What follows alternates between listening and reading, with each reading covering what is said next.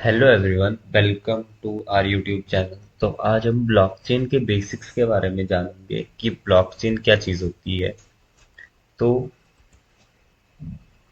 Blockchain एक decentralised database होता है और वो एक पीयर टू पीयर नेटवर्क के थ्रू रन करता है जिसमें कुछ ट्रांजैक्शन मतलब as a data transaction store होती है।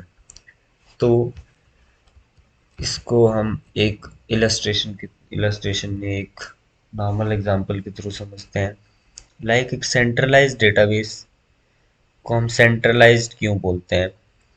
तो एक जो नॉर्मल सेंट्रलाइज्ड डेटाबेस होता है, गूगल का डेटाबेस ले लेते हैं हम। तो गूगल के डेटाबेस को गूगल कंट्रोल कर रहा होता है, एक सिंगल अथॉरिटी कंट्रोल कर रही होती है, अथॉरिटी या ऑर्गेनाइजेशन उस डेटाबेस को कंट्रोल कर रही होती है और सिंगल पॉइंट ऑफ एक्सेस होता है। लाइक एक ही लोकेशन से डेटा को हम एक्सेस कर रहे होते हैं, तो बहुत सारे यूजर हैं। नॉर्मली ऐसा आर्किटेक्चर होता है, एक सेंट्रलाइज्ड लोकेशन से हम डेटा को एक्सेस कर रहे होते हैं। तो वो चीज़ उसको एक सेंट्रलाइज्ड बनाती है। अब एक डिसेंट्रलाइजेशन का मतलब क्या हुआ कि भाई उसमें सेंट्रल अथॉरिटी नहीं है, उसका एक कंट्रोलर नहीं है और सिंगल सेंट्रलाइज एक्सेस नहीं है उस डेटाबेस का, जो डेटाबेस का। तो वो होते हैं centralised database versus decentralised database. अब यहाँ पे कोई सेंट्रल अथॉरिटी नहीं है, तो यहाँ पे एक सिंगल अथॉरिटी है जो इस डेटाबेस को मैनिपुलेशन का काम कर रही होती है। तो यहाँ पे कोई ये पीयर टू पीयर नेटवर्क में कनेक्टेड है, ये डेटाबेस जो भी है, ठीक है।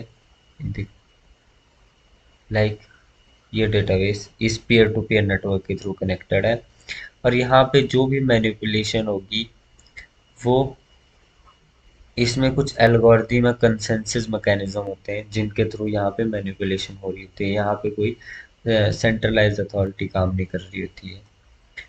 तो ये होता है सेंट्रलाइज्ड और डिसेंट्रलाइज्ड डेटाबेसिस। अब ब्लॉकचेन क्या चीज़ होती है? तो सबसे पहले ब्लॉकचेन नॉर्मली सुनने से ही क्या आ रहा है कि भाई एक छोटे छोटे ब्लॉक्स होंगे और उनकी चेन होगी। तो वही होती है ब्लॉकचेन, कि छोटे छोटे ब्लॉक्स होंगे और वो ब्लॉक्स चेन्स के थ्रू कनेक्टेड होंगे। ये कोई फिजिकल चेन्स नहीं होती हैं, बट वर्चुअल चेन्स होती हैं। वर्चुअल चेन वर्चुअल नेटवर्क होता है जो क्रिप्टोग्राफिक हैशेस के थ्रू कनेक्टेड होती हैं ये ब्लॉक्स। तो ये चीज़ें आगे बढ़ेंगे। तो वो होती है पूरी ब्लॉकचेन। ये हो गई हमारी ब्लॉकचेन। अब इस ब्लॉकचेन को हम लेजर भी बोलते हैं, जहाँ पे सारी चीज़ें रिकॉर्ड हो रही थी। लाइक जो पुराने लेजर्स होते थे, ठीक है, हिसाब किताब की नोटबुक, तो उन पेजेस में सारे हिसाब किताब स्टोर हो रहे होते थे या ट्रांजेक्शन स्टोर हो रही होती हैं। तो इसमें भी ब्लॉक्स में ट्रांजेक्शन स्टोर हो रही होती हैं। एक ब्लॉक फिल हो गया तो उसके लिए एक नया ब्लॉक बन जाएगा, फिर उसमें ट्रांजेक्शन फिल होंगी। तो ब्लॉकचेन एज ए डेटाबेस ऐसे काम करती है, इसमें transaction as a data store हो रही होती है।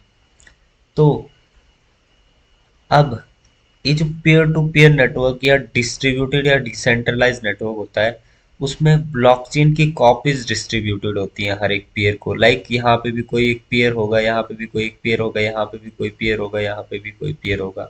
तो उन पेयर को नोड्स बोलते हैं हम, ठीक है।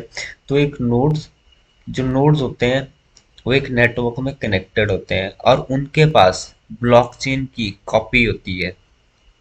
अब ये ब्लॉकचेन है, मान लो ये पूरा एक ब्लॉकचेन है।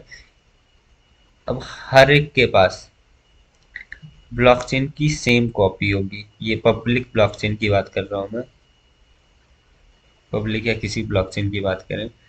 अब हर एक नोड के पास ब्लॉकचेन की एक कॉपी है, ठीक है। तो अब इस कॉपी में कोई भी चेंज करना होगा तो यहाँ पे सबसे पहले कुछ कंसेंसस मैकेनिज्म या मैकेनिज्म होते हैं जिनके थ्रू यहाँ पे चेंजेस होता है। तो ये चीज़ क्या बनाती है, इसको डिसेंट्रलाइज्ड डेटाबेस बनाती है। डेटा तो स्टोर हो रहा है बट एक डिसेंट्रलाइज्ड वे में स्टोर हो रहा है, इसको कोई सेंट्रल अथॉरिटी कंट्रोल नहीं कर रही है। और यहाँ पे एक सेंट्रल अथॉरिटी कंट्रोल कर रही है, उसके पास ही पूरा एक्सेस है इस डेटाबेस में कुछ भी चेंजेस करने के। बट ब्लॉकचेन नेटवर्क में ऐसा नहीं होता है।